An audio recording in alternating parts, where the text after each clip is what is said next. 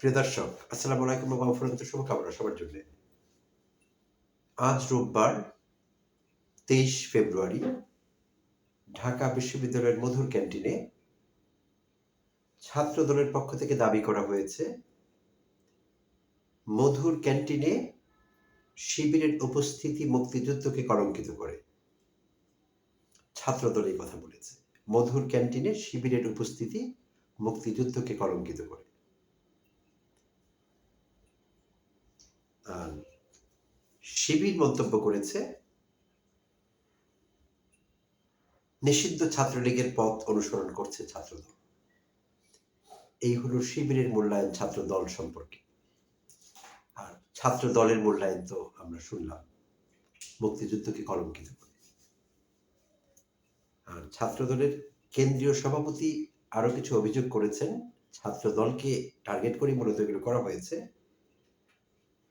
তিনি দেশের সার্বিক পরিস্থিতি উদ্বেগজনক এই কথা বলেছেন এবং এই প্রেক্ষিতে আরো উল্লেখ করেছেন জাহিদুল ইসলাম, কেন্দ্রীয় সভাপতি ছাত্র শিবিরের, যে আধিপত্য নীতি, সন্ত্রাসী কার্যকলাপ, চাঁদাবাজি, দখলদারি, ট্যাগিং এবং অন্যের উপর দোষ চাপিয়ে দেওয়া হীন সংস্কৃতি,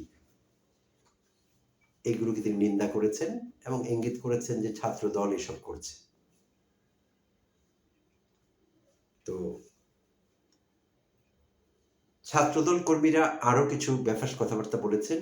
এই অভিযোগটিও জনাব জাহিদুল ইসলাম করেছেন ছাত্র শিবিরের। ছাত্রদল কর্মীর বক্তব্য, অতি সম্প্রতি আমরা দেখেছি ওই কুয়েট যে প্রবলেমটি হয়েছিল, কুয়েটে খুলনা বিশ্ববিদ্যালয়, খুলনায় প্রযুক্তি এবং ইঞ্জিনিয়ারিং ইউনিভার্সিটিতে যে সাম্প্রতিক সমস্যাটি হয়েছিল, সেখানে বলা হয়েছিল একটি মিছিল থেকে শিবির কোপানো জায়েজ, কোনো মিছিল থেকে না, ছাত্রদলের একজন কর্মী ফেসবুক স্ট্যাটাস দিয়েছিলেন, যেখানে তিনি বলেছিলেন শিবির কোপানো জায়েজ আগেও ছিল, ভবিষ্যতে থাকবে। এটি কিন্তু নিউজ মিডিয়া কভার করেছিল এই বক্তব্যটি। ফেসবুক স্ট্যাটাস ছিল একজন ছাত্রদলের কর্মী। এটা যথেষ্ট আলোচনার জন্ম দিয়েছে রাজনৈতিক মহলে। আর ছাত্রদলের মিছিল থেকে, কুয়েটের ঘটনাকে কেন্দ্র করে সাম্প্রতিককালের ছাত্রদলের মিছিল থেকে বলা হয়েছে একটা একটা শিবির ধরে ধরা জবাই কর। তো এরকম স্লোগান দেওয়া হয়েছে ছাত্র দলের পক্ষ থেকে। তো এগুলো মেনশন করেছেন জনাব জাহিদুল ইসলাম, ছাত্র শিবিরের সভাপতি, এবং তিনি এইসব ঘটনার নিন্দা করেছেন।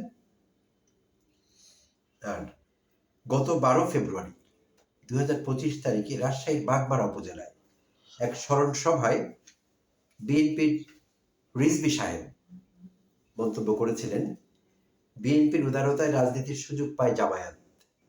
কালের কণ্ঠ এটিকে হেডলাইন করেছিল গত 12 ফেব্রুয়ারি, বিএনপির উদারতায় রাজনীতির সুযোগ পায় জামায়াত।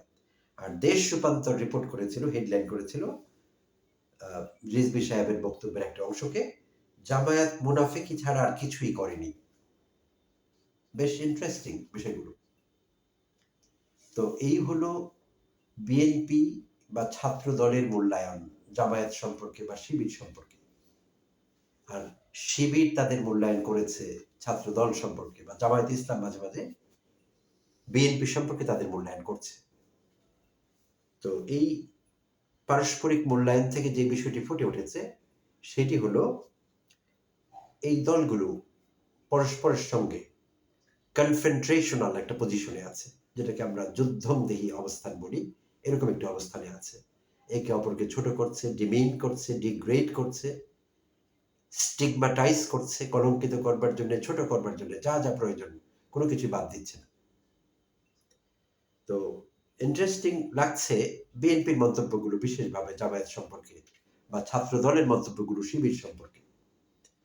তো প্রিয় দেশবাসী, আমাদের সবারই জানা আছে বছরের পর বছর, গত 15-16 বছর ধরেই জামায়াত, শিবির, বিএনপির তথা ছাত্র দলের বা বিএনপির অন্যান্য অঙ্গ সংগঠনগুলোর স্ট্র্যাটেজিক পার্টনার তারা ছিলেন একে অপরের, এবং তারা একে অপরের পরিপূরক ছিলেন বলতে গেলে।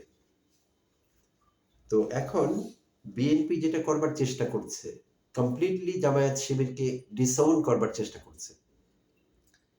তারা বলার চেষ্টা করছে যে তারা ক্ষতিকারক এবং তাদের দয়ায় তারা ক্ষমতায় আছে, মানে রাজনীতিতে আছে, টিকে আছে।